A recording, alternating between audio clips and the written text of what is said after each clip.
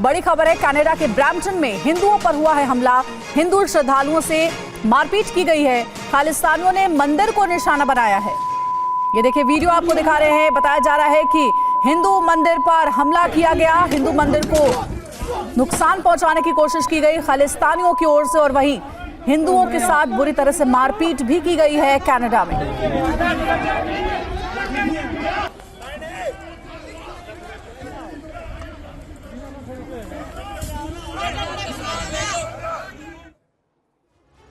और भारतीय high commission ने हमले पर चिंता जताई है। भारत विरोधी एजेंडा बर्दाश्त नहीं करेंगे, भारतीयों की सुरक्षा को लेकर चिंतित। तो भारत की तरफ से इस पूरे मामले पर प्रतिक्रिया आई है और भारत ने अपनी चिंता जताई है। भारत विरोधी एजेंडा बर्दाश्त नहीं किया जाएगा, ये भारत की तरफ से कहा गया है।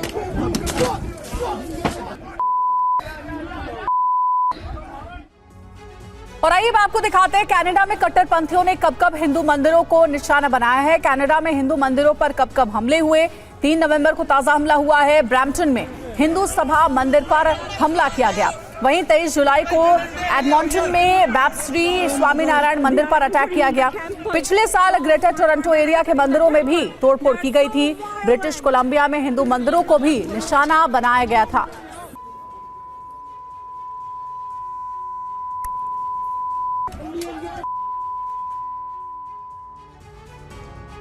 और ब्रैम्पटन में बार बार हमले हो रहे हैं। जी हां, नवंबर 2021 की बात करें, पहली बार ब्रैम्पटन हिंदू सभा मंदिर में हुई थी तोड़फोड़। इसके बाद 15 जनवरी 2022 हनुमान मंदिर में तोड़फोड़ की गई, वहां पर ये सारा सैबोटाज किया गया। 25 जनवरी 2022 देवी दुर्गा के मंदिर को तोड़ दिया गया। वहीं 30 जनवरी 2022 में मिसिसॉगा में हिंदू हेरिटेज सेंटर में तोड़फोड़ की गई।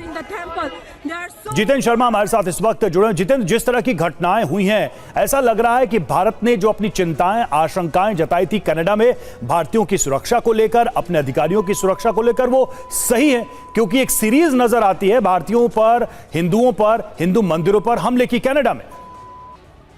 जी बिल्कुल, देखिए अगर आप साल 2021 से देखें तो लगातार वहां पर जितने भी हिंदू मंदिर हैं, इसके अलावा जो श्रद्धालु हैं, उनको टारगेट किया जा रहा है खालिस्तानियों के द्वारा, उनके साथ मारपीट की जा रही है। और जो ब्रैम्पटन में हुआ वो भी उसी की एक कड़ी है। आप देखिए किस तरीके से यहाँ पर भी जो हिंदू सभा का मंदिर है, वहां पर बाकायदा कुछ कट्टरपंथी पहुंचते हैं। उसके बाद वहाँ भक्तजन या फिर के जो श्रद्धालु वहां पर मौजूद थे मंदिर के बाहर परिसर के अंदर, उनके साथ मारपीट अचानक से शुरू कर देते हैं।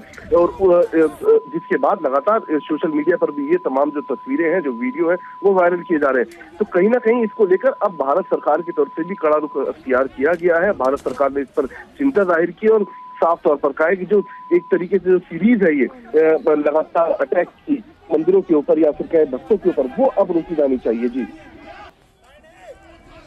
बिल्कुल, ये भारत के लिए एक चिंता का विषय रहा है और भारत ने इस पर अपनी आपत्ति भी दर्ज कराई है। एक बार फिर से हम तस्वीरें आपको दिखा रहे हैं किस तरह से हिंदू मंदिर पर हमला किया गया। खालिस्तानियों की तरफ से ये हमला किया गया। मंदिर में जब लोग मौजूद थे उसी दौरान ये हमला किया गया। एक बार फिर से सुनिए वहां पर जो भीड़ भाड़ थी और उसके बाद जो बवाल हुआ उसमें लोगों ने क्या कहा।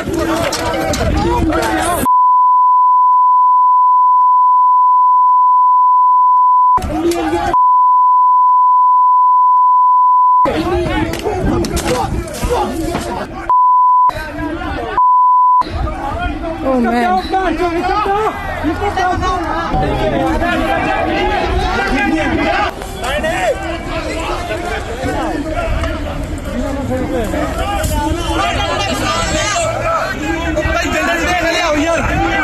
Oh my God, they are entering in the temple.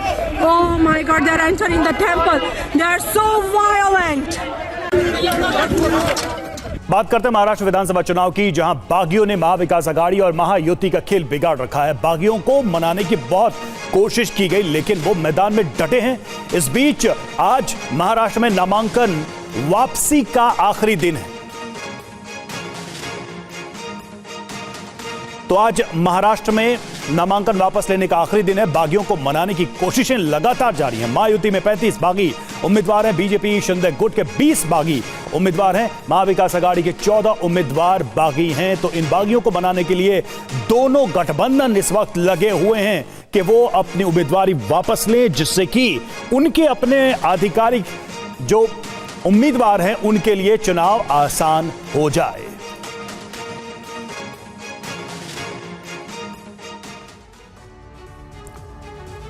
तो महायुति में बागियों को मनाने के लिए महायुति में कई दौर की बैठकें हुई हैं, कई राउंड्स की मीटिंग हुई हैं और मुख्यमंत्री आवास पर सभी घटक दलों की बैठक हुई है। करीब 3 घंटे तक चली इस बैठक में बागी उम्मीदवारों को मनाने और उनके नामांकन को वापस कराने के लिए मंथन हुआ, बातचीत हुई, चर्चा हुई। तो महायुति में बागियों को मनाने के लिए कई दौर की बातचीत के बाद अभी तक सभी बागियों ने नाम वापस नहीं लिए।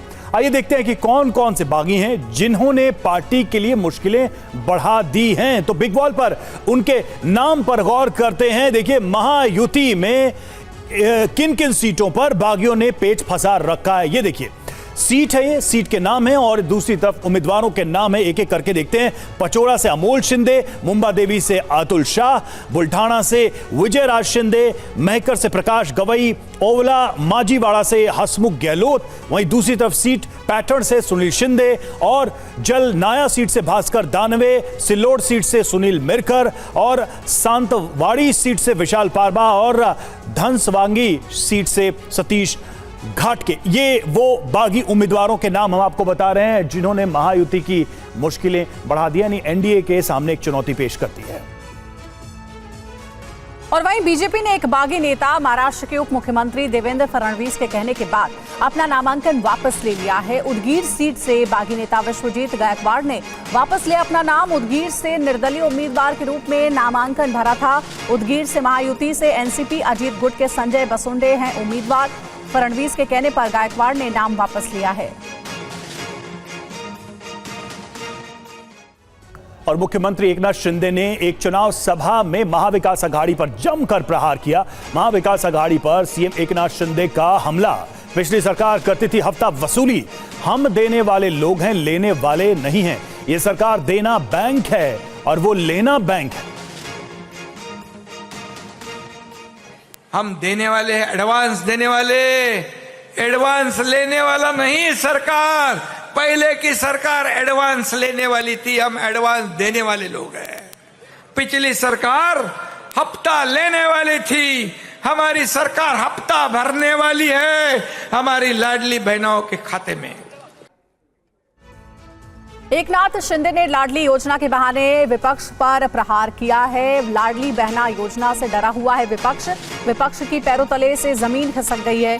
मल्लिकार्जुन खड़गे ने कहा एमवीए ये योजना नहीं लाएगी, राज्य में डबल इंजन की सरकार काम कर रही है। लाडली बहन योजना इतनी सुपरहिट हो गई है कि उनकी हवा तंग हो गई है। विपक्षी लोग इतने डरे हैं, उनके पैरों तले जमीन खिसक चुकी है।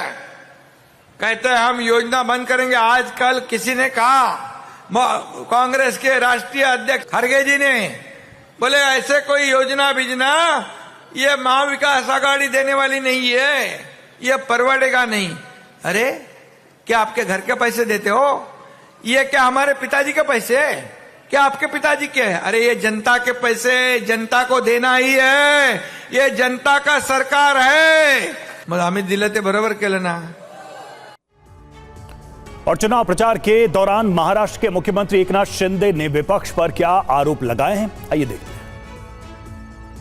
तो देखिए शिंदे का महाविकास अघाड़ी पर वार 5 बड़े प्रहार क्या है, आरोप क्या है। पहला, पिछली सरकार हफ्ता वसूली करती थी। दूसरी बड़ी बात उन्होंने कही, ये सरकार देना बैंक है, वो लेना बैंक है। पिछली सरकार ने सिर्फ भ्रष्टाचार किया। चौथा आरोप ये, महाविकास अघाड़ी ने मुंबई को गड्ढा मुक्त क्यों नहीं किया। और पांचवा, 23 नवंबर को अपना एटम बम फूटेगा। तो ये शिंदे के बड़े प्रहार, 5 बड़े हमले महाविकास अघाड़ी पर।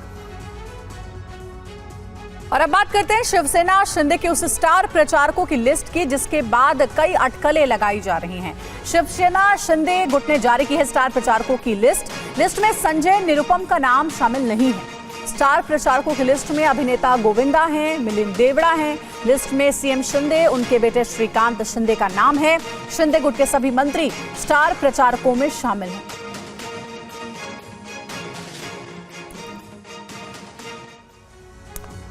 और आइए अब देखते हैं शिवसेना शिंदे गुट के स्टार प्रचारक की लिस्ट में किसे किसे शामिल किया गया, कौन कौन से नाम हैं इसमें शामिल। तो बिग वॉल के माध्यम से देखिए इन लोगों के नाम है। पहले तो खुद एकनाथ शिंदे हैं स्टार प्रचारक के रूप में, श्रीकांत शिंदे का भी नाम इसमें शामिल है, गोविंदा भी प्रचार करेंगे और ये भी स्टार प्रचारक की लिस्ट में शामिल है। इसके अलावा मिलिंद देवड़ा, उदय सामंत, अब्दुल सत्तार का भी नाम शामिल है स्टार प्रचारकों में। संजय निरुपम जो है वो लिस्ट से गायब हैं, ये एक अपने आप में एक महत्वपूर्ण खबर है। और डिंडोशी सीट से उम्मीदवार हैं निरुपम, लेकिन इनको प्रचारक की लिस्ट से नहीं जोड़ा गया। हाल में कांग्रेस से शिंदे गुट में शामिल हुए थे संजय निरुपम और ये लग रहा था कि शायद ये भी प्रचारकों की लिस्ट में होंगे, लेकिन उनका नाम नहीं है। और अब बात पीएम के झारखंड दौरे की करेंगे। पीएम मोदी आज झारखंड दौरे पर हैं। विधानसभा चुनाव के लिए प्रचार का आगाज किया जा रहा है। गढ़वा और चाईबासा में करेंगे चुनावी जनसभाएं। तो पीएम मोदी झारखंड चुनाव के लिए अब प्रचार अभियान में जुट गए हैं। आज चाईबासा पहुंचने वाले हैं, गढ़वा पहुंचने वाले हैं और वहां चुनावी प्रचार करेंगे।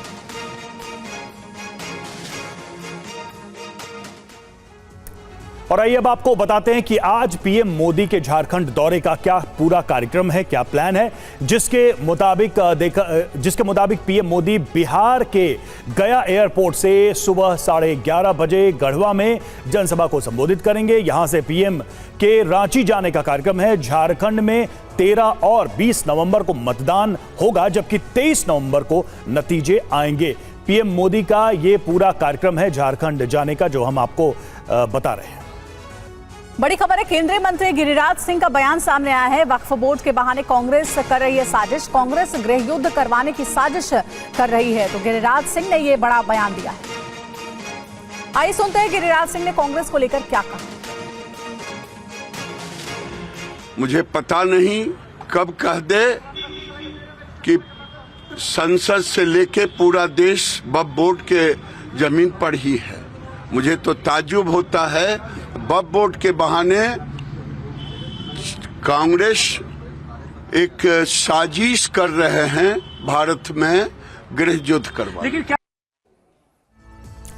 खबर मध्य प्रदेश से, जहां 3 दिन के अंदर 10 हाथियों की मौत से कई गंभीर सवाल उठे और भोपाल से दिल्ली तक हलचल मची हुई है। इसी खबर से जुड़ी एक बड़ी खबर, बड़ा अपडेट सामने आ रहा है। एमपी में 10 हाथियों की मौत पर मुख्यमंत्री मोहन यादव ने दुख जताया है। उमरिया वन क्षेत्र में हाथियों की मौत दुखद, ये कहा है मुख्यमंत्री ने। पोस्टमार्टम रिपोर्ट आना अभी बाकी है। मोहन यादव का बयान, हाथियों के हमले से मौत पर सीएम ने मुआवजे का ऐलान किया है। पीड़ित परिवार को मिलेगा 25-25 लाख रुपए। उमरिया के अंदर पिछले दिनों जो हमारे फॉरेस्ट एरिया में 10 हाथियों के अलग अलग दिन मृत्यु के जो समाचार आए थे वो बड़े दर्दनाक थे। शासन ने पूरी गंभीरता के साथ इसमें अपने वन मंत्री श्रीमान दिलीप अहिरवार जी और वरिष्ठ अधिकारियों को भेजा था। उनसे प्रारंभिक जो रिपोर्ट प्राप्त हुई है उसमें अभी तक की जानकारी में कोई अलग से कीटनाशक या कोई ऐसी घटना जिसमें कोई दूसरा पक्ष इन्वॉल्व हो अभी तक तो नहीं आई है। मानी गई, इसलिए फील्ड डायरेक्टर को हमने इस घटना में फोन बंद करना, छुट्टी से न लौटना, ऐसे कई कारण से उनको सस्पेंड किया है। साथ साथ प्रभारी एससीएफ फतेह सिंह निनामा को भी इस लापरवाही में सस्पेंड किया है।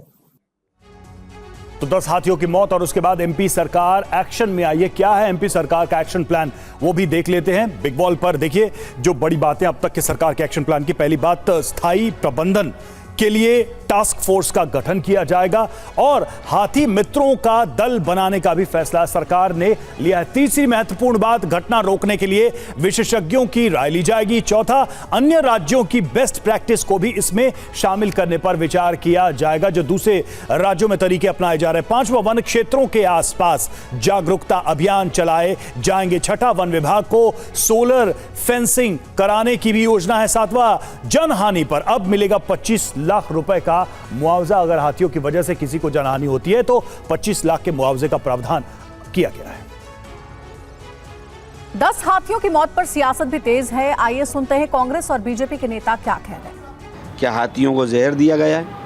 जहर दे के मारने का प्रयास किया? अगर ऐसा किया है तो ये और बड़ा गंभीर है। और आज तो प्रदेश का हाल ये हो गया मुख्यमंत्री जी के, इंसान से लेके अब जानवर तक भी सुरक्षित नहीं है। पहले बच्चियाँ सुरक्षित नहीं थी, अब जानवर सुरक्षित नहीं है। तो भगवान भरोसे ही, मालिक भरोसे ही सरकार चलना है। इसमें कोई पॉलिटिक्स का होने का वो नहीं है, बल्कि हम ये तो कभी कुछ कर नहीं पाए। हमने तो चीता स्टेट घोषित करा है कि नहीं करा है। आज मध्य प्रदेश में बाघों की संख्या भी लगातार बढ़ रही कि नहीं बढ़ रही। टाइगर स्टेट के नाम से भी हमारा जाना जाता है कि नहीं जाना जाता। इसलिए हमारी सरकार की ये खासियत भी है और हमारी चौकन्ना स्थिति भी है कि वन प्राणियों की सब प्रकार की देखभाल हो। अब क्या घटनाक्रम है इसकी जांच हो रही है। और देखिए, इसी बड़ी खबर पर बात करने के लिए हमारे संवाददाता शुभम गुप्ता हमारे साथ जुड़ गए, उनसे बात करते हैं। शुभम, हाथियों के मरने पर अब सियासत भी हो रही है। कहा जा रहा है कि कई तरीके के सवाल उठ रहे हैं कि क्या ये सिर्फ हादसा है या फिर कोई साजिश है। अभी तक क्या जानकारी मिल पाई है? देखिए अंजलि, अभी तक यही स्पष्ट नहीं हो पाया है कि आखिरकार हाथियों की मौत हुई कैसे है, क्योंकि कल मुख्यमंत्री मोहन यादव ने इसे लेकर एक बैठक भी की, जिसमें जो जांच कमेटी बनाई गई थी, स्पेशल टास्क फोर्स बनाई गई थी, वो मौके पर गई थी और उसके बाद पूरी की पूरी रिपोर्ट मुख्यमंत्री को दी है।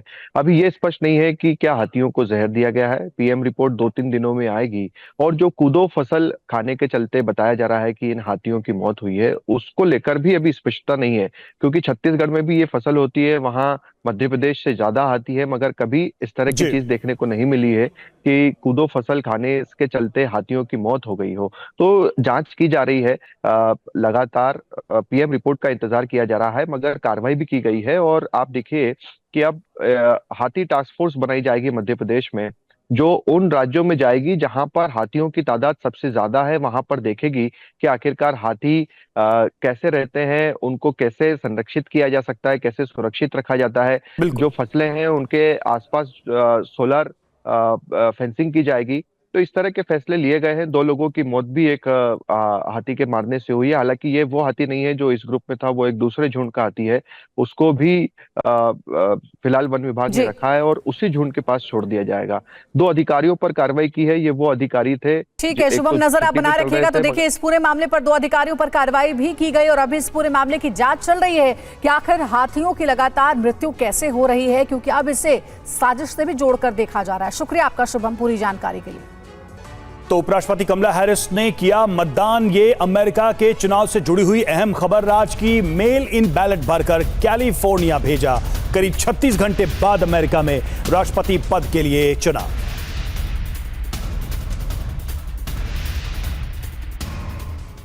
तो अमेरिका में वोटिंग से पहले अर्ली वोटिंग हुई है और कई महत्वपूर्ण लोगों ने इस अर्ली वोटिंग में हिस्सा लिया है। इसको भी समझते हैं कि अमेरिका के चुनाव का एक महत्वपूर्ण पहलू। अभी तक देखिए 72.6 मिलियन से ज्यादा लोगों ने अर्ली वोटिंग की, इसमें पार्टिसिपेट किया, इसमें हिस्सा लिया है। मेल या प्रारंभिक व्यक्तिगत वोटिंग के जरिए यह मतदान किया जाता है, अमेरिका में किया गया है। और उत्तरी कैरोलिना में करीब 4.5 मिलियन लोगों ने इस तरीके से वोटिंग की है और तूफान हेलेन से तबाही के बीच वोटिंग का यह रिकॉर्ड दर्ज किया गया, यानी अर्ली वोटिंग का रिकॉर्ड दर्ज किया गया। जॉर्जिया की बात करते हैं। 4 मिलियन वोटर्स ने मतदान करके यहां भी एक रिकॉर्ड स्थापित किया अर्ली वोटिंग के मामले में। पेंसिल्वेनिया में 1.7 मिलियन लोगों ने मेल से मतदान किया है, अर्ली वोटिंग में हिस्सा लिया है।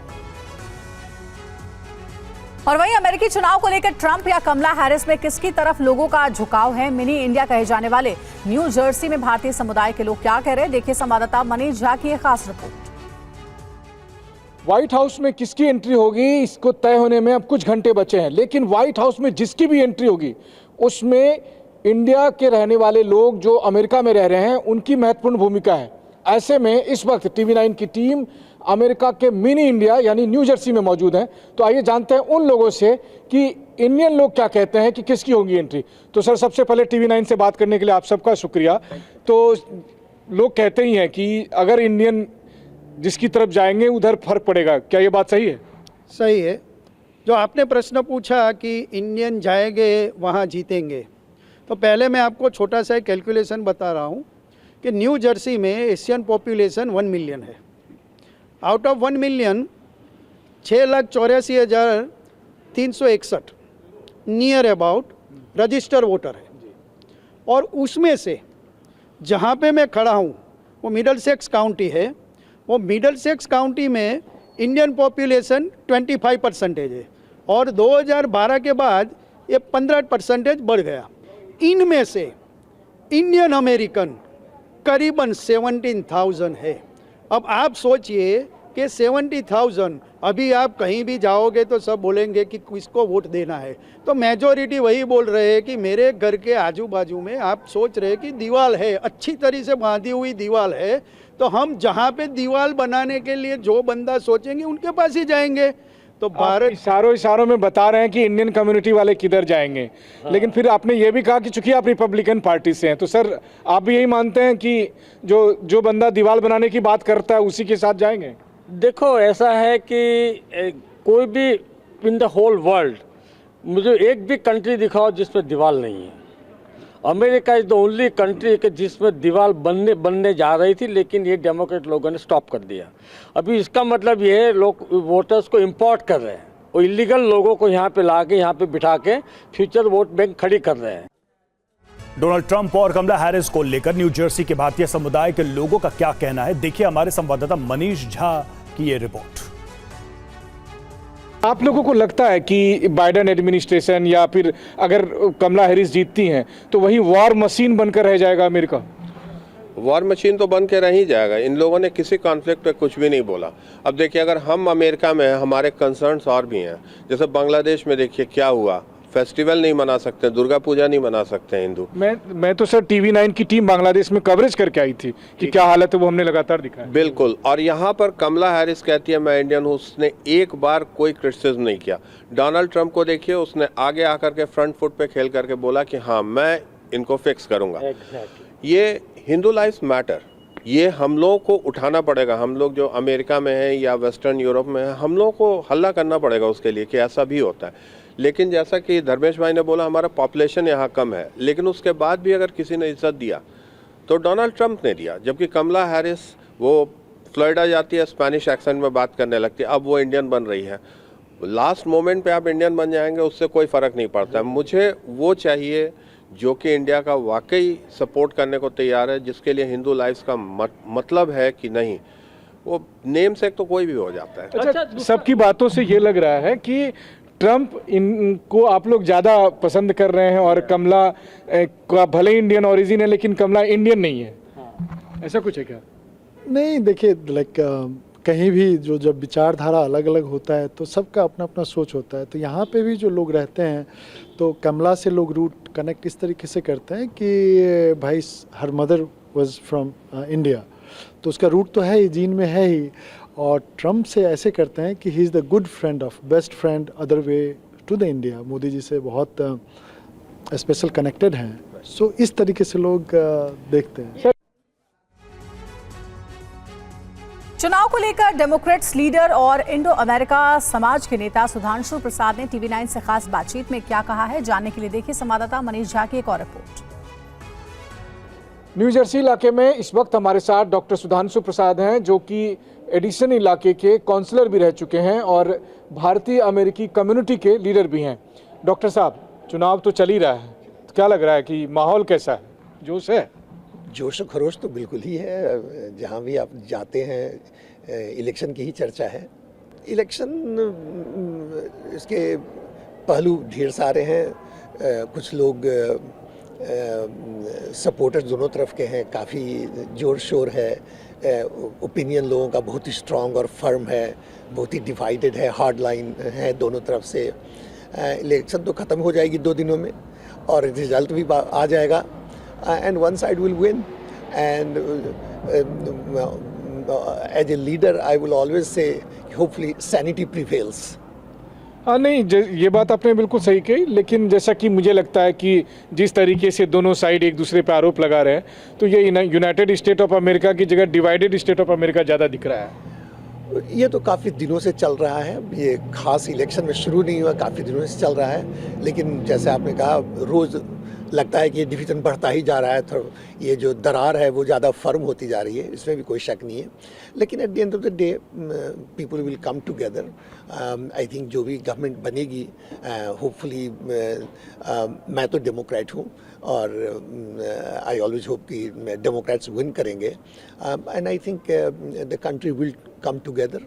बात कर रहे हैं कि अब तो चुनाव हो रहे हैं, तो आप भी वोट डालने गई थी? या मैं भी गई थी। गई थी? या किसको डाला पूछते हो आप? नहीं, ये तो खैर इंडिया में तो नहीं पूछते हैं, लेकिन मुझे लगता है अमेरिका में लोग खुल के बताते हैं कि किसको। ट्रम्प को दिया ना। अच्छा क्या बात है ना? या ट्रम्प को दिया।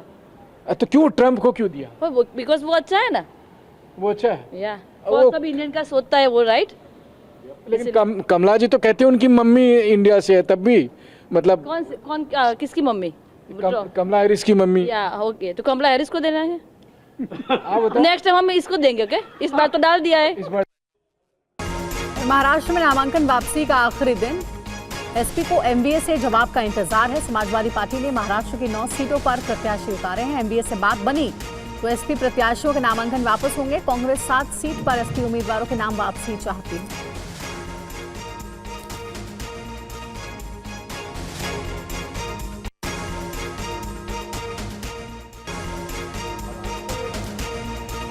दिल्ली में आज भी प्रदूषण से राहत नहीं, कई इलाकों में AQI 400 के पार।